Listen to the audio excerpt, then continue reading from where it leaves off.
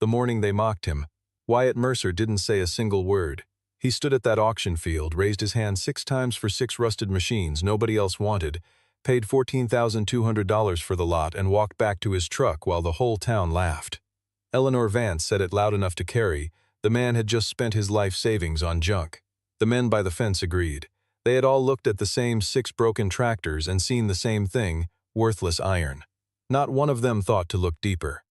Stay with this story, because what was hiding behind those 6 tractors will forever change the way you see everything. Samuel Grant watched him go.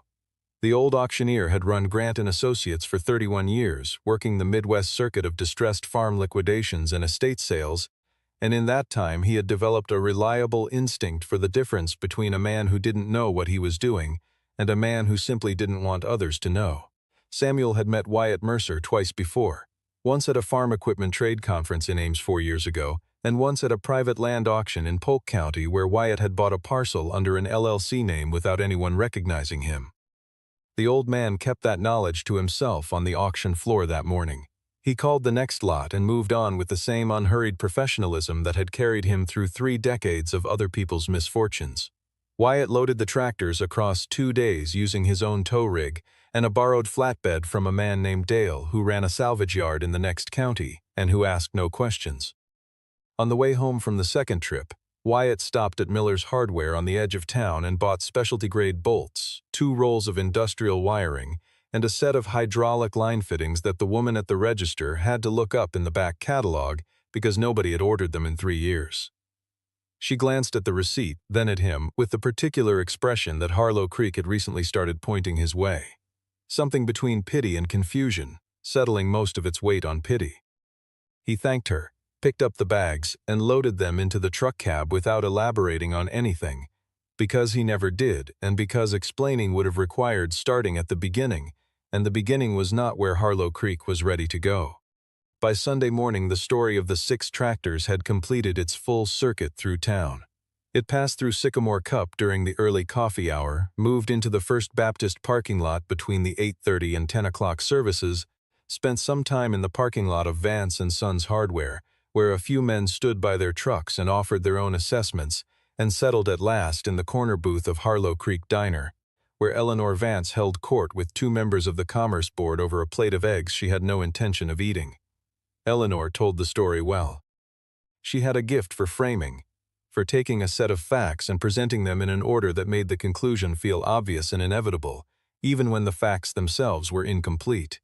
Each retelling she gave stripped a little more generosity from the details and added a little more certainty to the judgment, the way a story does when the teller already knows how she wants it to end. By the time Diana Brooks arrived and took the adjacent table with her notebook and a black coffee, the consensus in the diner had solidified into something close to verdict. Wyatt Mercer was a man who had come back from a city job in Chicago 3 years ago, bought his family's old acreage at a price nobody thought made sense, and had been quietly making poor decisions ever since. The grief of losing his wife 4 years back had clearly taken something from him that hadn't come back. Everyone agreed this was sad. Nobody said it was their business to look closer. Diana wrote one line in her notebook, WM $14,200, 6 tractors, Y, and underlined the last word without a question mark, the way she did when something was less a request for information and more a refusal to let a thing alone. She was still looking at that underline when a man in a gray linen jacket and clean leather shoes walked in and sat alone at the counter and ordered black coffee. He did not look like anyone who had ever driven a tractor in his life, and in Harlow Creek, where the agricultural economy was woven into the texture of everything, that was a detail worth noting. He had the particular composure of someone who was visiting rather than passing through, the quiet attentiveness of a person measuring a room, cataloging its occupants, storing information for later use. Diana added his face to her notes without knowing why. His name was Carter Voss. He was 52 years old and ran a real estate development firm out of Des Moines with 12 employees and 3 active regional projects. He had been studying Harlow Creek from a distance for 6 months, reviewing county records, GIS land use data, infrastructure planning documents, and quarterly agricultural yield reports, before deciding it was time to come in person. He was interested in 340 acres of land in the northern corridor of the county, currently registered to a Wyatt Mercer, which sat at the geographic center of a logistic infrastructure project his firm was developing in partnership with a regional distribution consortium that needed a ground hub between Des Moines and Cedar Rapids. The land was worth roughly $400,000 by current county assessment. Carter had come prepared to offer considerably more. He had also come prepared to make the situation uncomfortable enough that a man in Wyatt Mercer's apparent circumstances, a single father running a modest operation on land that was costing him more than it was clearly returning, might find the comfortable exit more appealing than the continued fight. What the town of Harlow Creek did not know about the land north of Elm Creek Road was almost everything that mattered. From the road, the property looked as it always had. Wire fence running along the shoulder, a gravel lane cutting full through low trees toward a farmhouse that needed a coat of paint, and beyond that, open fields in various states of the agricultural year. Nothing about the view suggested anything different from the dozen other working farms visible from the same stretch of highway. This was not an oversight. It was not laziness. It was a deliberate choice Wyatt had made early on. Not out of secrecy for its own sake, but from a simple recognition that explanation requires an audience ready to understand, and he had not yet seen evidence that Harlow Creek was that audience. He had grown up in this town. He knew the way it listened and the way it talked about what it had heard, and he had decided a long time ago that the work itself was a more efficient use of his energy than the managing of other people's expectations about the work. The workshop behind the main house was where the 6 tractors were brought, one by one, over 4 days. It was a large structure, the only part of the property Wyatt had significantly expanded in his first year back. With overhead LED lighting running the full length of the ceiling, a concrete floor with drainage channels poured along both walls, and a workbench that extended from the door to the far corner loaded with organized tools, 2 laptop stands, component trays sorted by part type, and 3 monitors connected live to the sensor network running across the property outside. When the 6th tractor rolled in on a Tuesday evening and Wyatt closed the workshop doors, he stood in the fluorescent stillness and looked at the 6 machines arranged in 2 rows of 3, and felt the particular satisfaction of a man who has been waiting to begin a specific task for a specific reason that no one around him yet fully understands. The first row, the John Deere, the KCH, and a Massey Ferguson sourced from a foreclosed property in Lynn County, had engines that were beyond economical repair. Wyatt had known this before he bid on them. What he also knew, because he had spent 300 hours over the previous 5 months identifying every machine on the Cedar Falls auction list that fit his exact requirements, was that their hydraulic systems were structurally sound, that the PTO shafts could be reconditioned to spec, and that their chassis carried the precise frame geometry he needed for the custom mounting hardware he had already drawn and partially fabricated in anticipation of winning them. They were not tractors to him. They were component assemblies in a vehicle form he intended to dismantle and redistribute. The second row, a John Deere 4040 from a different generation, a Ford 8N that had been sitting in covered dry storage and needed less attention than its surface condition suggested, and a late-model utility case with a hydraulic fault that was simpler to correct than the price tag reflected, had engines that would run again with the right attention given in the right sequence. 3 machines would give him parts. 3 machines would become the mechanical core of something the agricultural engineering trade press had already taken notice of, even if Harlow Creek had not. Wyatt spent 2 weeks on initial assessment and began fabrication on the 3rd week, working mostly after dark because the days were still full of the 100 tasks that kept the larger operation running. There was a flashback that lived in the corner of his mind during those late hours. Not a painful one, not anymore, just present the way certain memories become present during quiet work. It was Laura, at the kitchen table in their Chicago apartment, a map of the Iowa county spread out between them. She had looked at the acreage numbers and then at him and said, with the specific kind of trust that has thought something through and arrived on the other side of doubt, "I don't fully understand what you see out there, Wyatt, but I trust that you see it." He had never needed to hear it again after that. He heard it anyway, sometimes in the workshop at 2 in the morning. The night after the auction, while the story of his $14,000 purchase was completing its first circuit around Harlow Creek, Wyatt opened an email that had been sitting in his inbox for 11 days. It was from a company called Agricor Solutions, headquartered in Minneapolis, a mid-sized agricultural technology firm with a strong position in the precision farming sector. They had been tracking publicly available sensor telemetry data from the county environmental monitoring grid for over a year and had identified patterns consistent with a large scale to arrange a site visit. They were prepared, subject to verification of what the data suggested, to discuss a strategic partnership. Wyatt read it twice. He closed the laptop and went back to the hydraulic line he was fitting to the John Deere chassis. He would answer it. But not that night. There was still a sequence to things, and it was not yet time. Carter Voss found Wyatt at Sycamore Cup on a Tuesday morning and sat down across from him without being invited. He introduced himself with the practiced ease of a man who had done this in a great many towns and had learned that directness, framed correctly, reads as a form of respect. He explained his firm in broad terms. He outlined the development project without specifying its full scope or its intended relationship to the Northern Corridor. He told Wyatt he was prepared to offer $1,200,000 for the 340 primary acres, nearly 3 times the current assessed value, and that the offer, while generous, would not be available indefinitely. He made it sound like a favor being offered before someone else could claim it. He spoke for roughly 4 minutes without pause. When he finished, Wyatt set down his coffee cup, held Carter's gaze for a long moment with an expression that communicated absolutely nothing beyond attentiveness, and said, "No thank you." Carter waited for the elaboration that would give him something to work with. None came. He tried a second approach. The land was commercially underutilized at any meaningful scale. The region was in a period of structural economic transition. The infrastructure project represented an opportunity that would elevate property values for every landowner in the Northern Corridor, and Wyatt should think carefully about what his goals actually were before passing on a number like this. Wyatt listened to the entire second version with the same expression he had used for the first. Then he said, "I appreciate the offer," stood up, put on his jacket, and walked out. Carter sat for a moment in the quiet of the coffee shop, looking at the door, and did the kind of thinking that successful developers do when their first and most comfortable tool does not produce the expected result. That evening he drove to Vance & Sons after closing time, and Eleanor met him at the side door. What passed between them over the next 40 minutes was not a conspiracy in any dramatic sense. No maps were spread on tables, no explicit instructions were given, no specific outcomes were named out loud. It was more the natural convergence of 2 people who recognized a shared interest and chose to act on it through the comfortable medium of implication.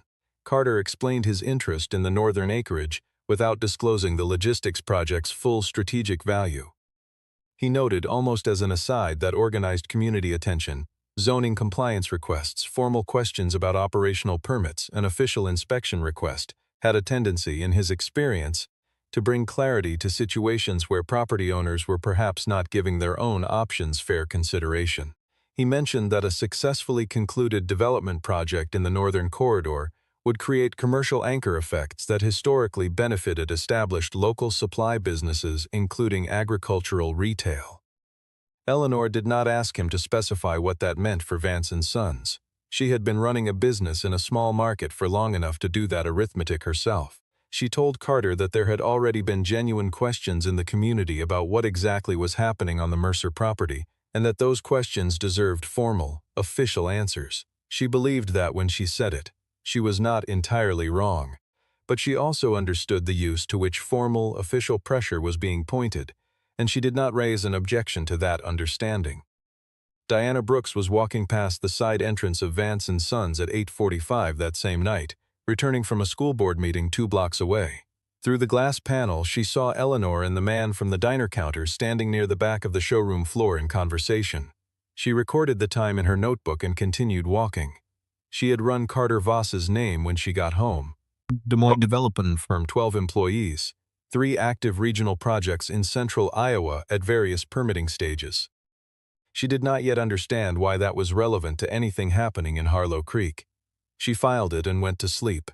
The instinct that told her to file it at all was the same instinct that had kept her notebook employed for 6 years. The formal notice arrived at Wyatt's address on a Wednesday by registered mail from the Harlow Creek Commerce and Zoning Advisory Board. It cited concerns regarding unauthorized agricultural land use modifications, raised questions about whether the installation of extensive subsurface infrastructure met existing county agricultural zoning classifications, and requested an on-site inspection within 14 days. The notice was signed by Eleanor Vance in her capacity as board chair. It was written in the careful, measured language of official concern, the kind that is nearly impossible to object to directly because it never quite says what it intends, only what it is willing to put in writing. Wyatt read it at the kitchen table with his coffee cooling beside him and the gray morning light coming through the window over the sink. He read it once, then again. He set it flat on the table.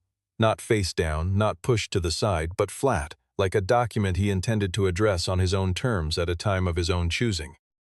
Marcus came downstairs a few minutes later, moving through the kitchen with the particular quiet that teenagers develop in houses where the emotional register of the adults around them requires attentiveness. He was 16, tall, already starting to carry himself the way his father carried himself. The unhurried, self-contained way of a person who does not need external confirmation to know where he stands. He saw the notice on the table. He looked at Wyatt. "Dad," he said, keeping his voice carefully level, "they're not going to make us leave, are they?" Wyatt looked up at his son, at the effort behind the neutrality in the boy's face, the careful concealment of something that was in fact quite worried, and said simply and without hesitation, "No, we're not leaving." Marcus held his father's gaze for a moment, nodded once, poured himself a coffee and went back upstairs. That was the end of it between them. That evening Wyatt composed his reply to Agricore Solutions, brief, direct, confirming a site visit 3 weeks out, attaching a 12-page operational summary of the Mercer Precision Ag system, and closing with his attorney's contact information for preliminary documentation review. He sent it at 7:43 and then called Jonathan Reed in Chicago at 8:15. Reed had handled corporate contract work for Wyatt during his years at Agristar and had an informed familiarity with the ways in which development interests operated in rural Midwest land markets. Wyatt gave him Carter Voss's name and firm and the general outline of what had transpired at the coffee shop. Reed was quiet for a moment, then he said, "I've come across that operation before, in Jasper County. Send me everything you have on his Cedar County activity, filings, any public statements, the conversation as you remember it." Wyatt said he would. He hung up and looked out the window at the dark field where the sensor lights blinked in their steady intervals, like a quiet heartbeat spread across 800 acres. He was not alarmed by any of what was happening. He was simply done allowing the situation to move at someone else's pace. Eleanor's community meeting took place that Thursday in the town hall's main room, attended by roughly 40 residents who had come partly out of genuine civic concern and partly out of the same curiosity that had been circling Wyatt Mercer since the auction. Eleanor framed it as a transparency initiative, a community conversation about land use decisions that affected everyone in the Northern Corridor. The questions that came from floor were honest, if uninformed. What was being built on that land? Was it properly permitted? Were there environmental implications that should concern neighboring farms? Why had none of this been communicated through normal channels? Eleanor provided no answers because she had none to give. What she provided was a forum for the community's unease, which was real enough, and a sense that someone in an official capacity was paying attention, which was the part that served Carter Voss's purpose. The meeting ran an hour and ended with nothing resolved and everything slightly more unsettled than it had been when people walked in. Wyatt was not there. At that hour he was in the workshop fitting a GPS receiver housing to the chassis of the fourth tractor, his hands working the bracket bolts in the particular rhythmic focus of a person who is thinking 3 stages ahead of his hands. Diana Brooks had covered Harlow Creek for 6 years and had developed in that time a reliable sense for the difference between stories that were what they appeared to be and stories that only looked that way from a specific angle. The Wyatt Mercer story had started in her notebook as the first kind. A man makes a purchase that doesn't make obvious sense. The town has opinions about it, human interest, write it soft and move on. She had a dozen of those a year. But something kept pulling at the frame. A low, persistent friction between what the story looked like and something she couldn't name yet. And after the community meeting, which she had attended and which had left her with more questions than answers, and a stronger sense that something important was being misread by everyone in the room, she decided to go back to the beginning and pull the thread that had been bothering her since the auction. She went to the county recorder's office on a Friday morning and requested the full land ownership index for the northern residential and agricultural corridor. What she found took 2 hours to fully trace, and at the end of those 2 hours, she sat very still at the research table for a long time before she wrote anything down. Wyatt Mercer personally held 340 acres, which was known. But 3 separate LLCs registered in Iowa, Mercer Land Holdings, Cedarline Ag, and North Tract Properties, held 6 additional parcels of land in the same northern corridor, all acquired over the previous 3 years, all structured as routine agricultural land sales between private parties, none of them generating local press coverage because there was nothing in any individual transaction to draw attention. The parcels were contiguous. Combined, they totaled just under 1,800 acres. Diana wrote the number in her notebook and sat with it for a long time before making any calls. She found Samuel Grant the following afternoon at his office behind the auction yard. A small, paper-dense room with a window looking out over the empty staging field and a filing cabinet against the far wall that appeared to be organized according to a system only Samuel fully understood. She asked him directly whether he had known Wyatt Mercer before the day of the auction. Samuel looked at her with the particular patience of a man who has been waiting for a specific question from a specific kind of person and has learned not to force it.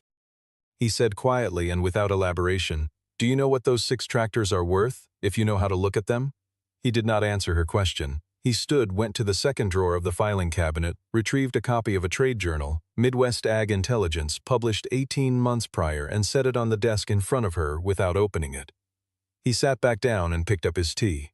Page 3. The headline read, Mercer Precision Ag, the quiet revolution happening in Iowa's heartland.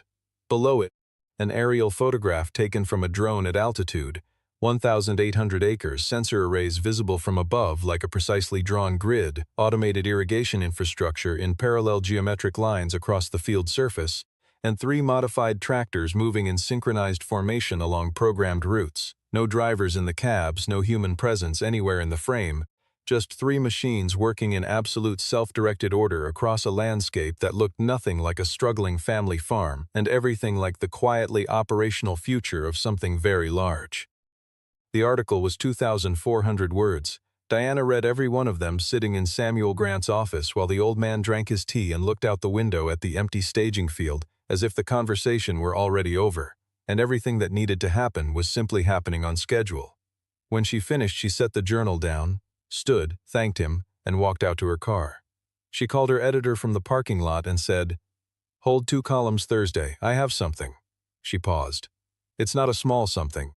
The morning of the inspection was clear and cool in the particular way of late May in Iowa after a week of rain, a freshness in the air that arrives with the specific quality of patience rewarded, of something that has been waiting and has finally been given permission to begin.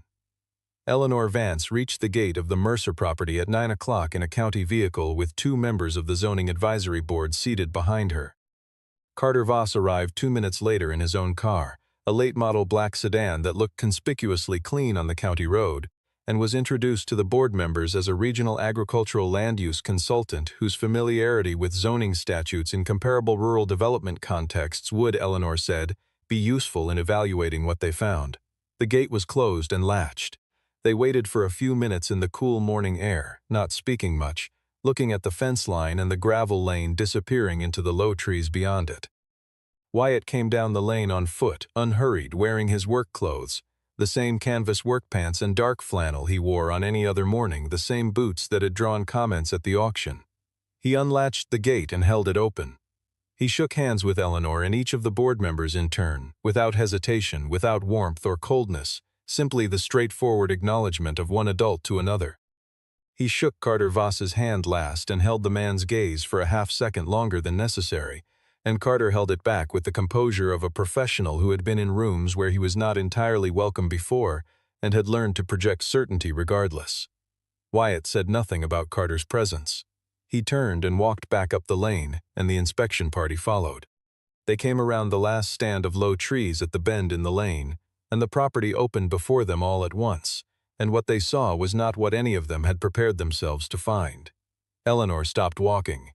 She stood at the edge of what she was looking at and understood, in the space of several seconds, that she had been constructing her picture of this land from the wrong materials entirely. The inspection party stood at the threshold of 1,800 acres of precision-managed farmland, and the visible scale of it, the organized, fully operational, evidently intentional scale of it, was so far from the image of a struggling single father burning through modest savings on worthless equipment that the gap between the 2 pictures was briefly disorienting. Sensor poles rose at regular intervals across the fields, small and silver, fitted with multi-array monitoring heads that caught the morning light at their tips.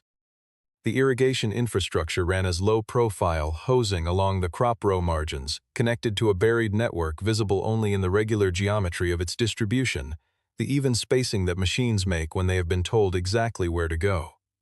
In the eastern section, 3 tractors moved along parallel routes with the slow, deliberate steadiness of machines executing instructions, no one in the cabs, no engine sound carrying at this distance, just 3 converted hulls moving through the morning in absolute geometric order. In the far distance, a greenhouse structure of significant size, 12,000 square feet minimum, sat adjacent to a low operations building with dark glass along the front elevation and a satellite communications array on the roof. Carter Voss said nothing. He had gone very still in the way that people go still when they are rerunning numbers and the numbers keep arriving at the same conclusion. Wyatt led them into the operations building through the side door. A single room of approximately 800 square feet, cool and softly lit, lined along the north wall with 24 monitoring screens displaying live sensor feeds, weather and moisture overlays, equipment GPS position data, commodity inventory tracking, and an interface that appeared to be logging several hundred data points per minute from across the full property. The center of the room held a long table with 2 active workstations and a color printer still warm from the morning's run. Along the east wall, organized binders and equipment specification documents were arranged with the methodical precision of a person who has worked the same system every day for years and has never needed to search for anything. Wyatt walked to the center table and picked up a blue-covered folder that had been placed there before the inspection party arrived. He opened it and turned it to face them across the table. He did not offer it to Carter. He set it on the table so that everyone in the room could read it. Page 1. The Iowa Department of Agriculture Agricultural Innovation Land Use Permit, issued 23 months ago and bearing the signatures of the relevant county and state reviewers. Page 2. The Environmental Protection Agency Environmental Compliance Certification for the full subsurface sensor network installation. Pages 3 through 7. Complete county zoning approval documentation, reviewed, signed and filed under the prior board chair's administration, a chair whose tenure had overlapped with Eleanor's by 14 months and whose filing system she had apparently not reviewed when she drafted the inspection notice. Page 8. A third-party operational safety audit completed 8 months prior, findings satisfactory across all categories reviewed. Page 9. An independent environmental impact assessment conclusion. No adverse impact detected or projected. Operational methods recommended as model for regional adoption. Page 10 was a single document that Wyatt allowed the inspection party to read in full without offering any commentary. It was a strategic partnership and licensing agreement between Mercer Precision Ag and AgriCore Solutions of Minneapolis. The initial phase value was stated on page 1 of the agreement, plainly and without ambiguity, $47 million, with provisions for extension to a second and third phase contingent on first phase performance benchmarks. The room stayed quiet for a long time after that. Carter Voss was the first to speak. He began with the precise, careful language of a man who still has one more position to try before he accepts the situation. Corner case provisions in the agricultural modification statutes, interpretive ambiguities in the county classification framework, potential conflicts between the precision agriculture designation and the underlying residential agricultural zoning layer. He made it sound technical and procedural, the kind of issue that requires extended review and creates delay and uncertainty, which was really the point of it. Wyatt listened to all of it with the same closed, unhurried expression he had used at the coffee shop on Tuesday morning. When Carter reached the end of his second point, Wyatt turned his head and looked at him with the directness of a man who has decided that the time for indirectness has passed and is not coming back. Everything in that folder has been legal, permitted, and compliant for 2 years, he said. His voice was conversational, not hard, not raised. The documents are yours to copy if you'd like. My attorney's contact is on the back of the cover page. He let a beat pass. I also know what you proposed to Eleanor Vance. I don't have a recording of that conversation. But Jonathan Reed in Chicago has been reviewing your Cedar County acquisition filings for the past 3 weeks, and he has questions for your legal team that I think you should be aware of. I'd suggest returning his call before the end of the week. Something changed in Carter Voss's expression. Not fear, not panic, something quieter and more final than either of those. The specific blankness of a man who has just understood the actual situation he is in, as distinguished from the situation he believed he was managing. He picked up his jacket from the chair where he had draped it, said nothing to the room, and moved toward the door. Wyatt said levelly before Carter reached the threshold. "If you want to do legitimate business in this region, real business, the actual kind, have your firm contact Jonathan Reed. There may be something worth discussing." Carter left without responding. The sound of the sedan's engine starting outside was the last time anyone in Harlow Creek would hear it. Eleanor stood near the monitoring wall after the others had filed out.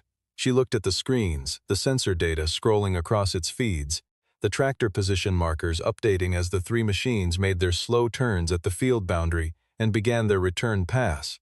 The weather forecast for the next 72 hours already loaded and integrated into the irrigation scheduling algorithm that was running quietly in the background without requiring anyone's attention or instruction. She looked at the blue folder still open on the center table. She looked at Wyatt, who had moved to stand at the window on the far side of the room, looking out at the fields with no particular expression, not triumphant, not bitter, not performing any version of what the moment might have entitled him to perform. She stood there for a while, then she walked out without saying anything, and the drive back through town was the longest 40 minutes of Eleanor Vance's professional life. Diana Brooks's article ran on Thursday morning in print and online under the headline, "The Farm Nobody Saw." It was 3,100 words, the longest piece the Harlow Creek Gazette had published in 4 years, and it carried the aerial photograph from the trade journal reproduced on the front page with permission, and a full accounting of the property assembly through the LLC structure, the 3-year construction of the sensor and automation network, the AgriCore Solutions partnership, and the total valuation. $100 million combining land value, fully installed precision agriculture infrastructure, contracted revenue streams under the AgriCore agreement, and the system licensing value established by the partnership terms. Diana had verified every figure through 3 independent sources before she allowed her editor to run the number. It was accurate. The town received it the way small towns receive information that requires a fundamental reassessment of something they believed they understood. Slowly at first, then all at once, with a particular quality of silence in the early hours that is different from ordinary quiet, and that anyone who has lived in a place long enough can recognize as the sound of a community reconsidering itself. By mid-morning the diner was full and louder than it usually was on a Thursday, but somehow less comfortable than usual, because the conversation filling it had a specific texture, the texture of a room full of people who all know they are remembering the same moment from the same awkward angle, the auction, the laughter that had moved through the crowd like a wave, the thing Eleanor had said just loud enough to carry. People remembered it differently now. A few said plainly they had been wrong. Others found different framings. A handful got quieter than they had been before and stayed that way. Carter Voss was not seen in Harlow Creek again. His development firm issued a brief statement 2 weeks later confirming that the Cedar County Logistics Project had been restructured pending environmental reassessment and revised feasibility modeling. Jonathan Reed did not discuss publicly what his review of the Cedar County acquisition filings had produced. He did not need to. Eleanor Vance came to the Mercer property on Friday afternoon alone. She parked at the gate and walked the full length of the lane herself, and Wyatt met her at the door of the operations building because the camera feed had shown her car turn in from the road. She stood in the doorway and looked at him for a moment with the expression of a person who has rehearsed a thing several times and has decided that rehearsal was the wrong approach, that the only honest version of it is the unrehearsed one. She said, "I was wrong." 3 words, level and unambiguous, with nothing added to soften them or redirect them or explain them away. Wyatt held her gaze for a moment, long enough to take the full measure of what it had cost her to stand in that doorway, which was not a small thing, not in a town the size of Harlow Creek where a person's reputation is a structure they live in whether they want to or not. Then he said, "You can still run a good business here, Eleanor. This town needs people like you, if you choose to stand in the right place." She held his gaze for a moment after that. Then she nodded, once, turned and walked back down the lane to her car. Late that same afternoon, Marcus drove the old pickup out to the far eastern field where Wyatt was standing at the edge of the last automated run of the day. The boy parked along the field track and climbed out and walked over and stood beside his father without speaking, without asking what they were looking at, because he already knew. He had grown up watching this place become what it was, even if he hadn't always understood the full shape of it.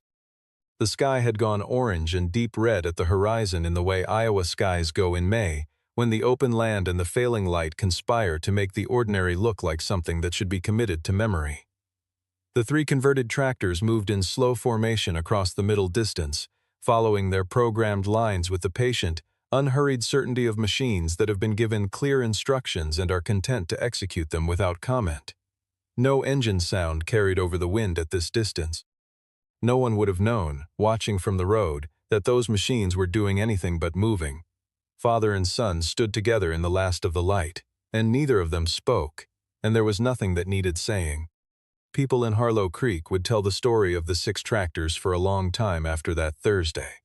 They would tell it with a particular enthusiasm, the kind that carries just below its surface the slight embarrassment of having been so completely and confidently wrong, and they would tell it in ways that cast themselves as surprised observers rather than participants in the laughing crowd. The way memory tends to work when a story ends differently than expected. Most of them would never fully understand what they had actually missed. It had not been a secret kept behind locked doors. It had not been a trick or a deliberate misdirection. What they had missed was simpler, and in some ways harder to reckon with. They had looked at a man and decided, based on the surface data of his truck and his boots and the quiet economy of his presence in their town, that they already understood the full dimensions of him.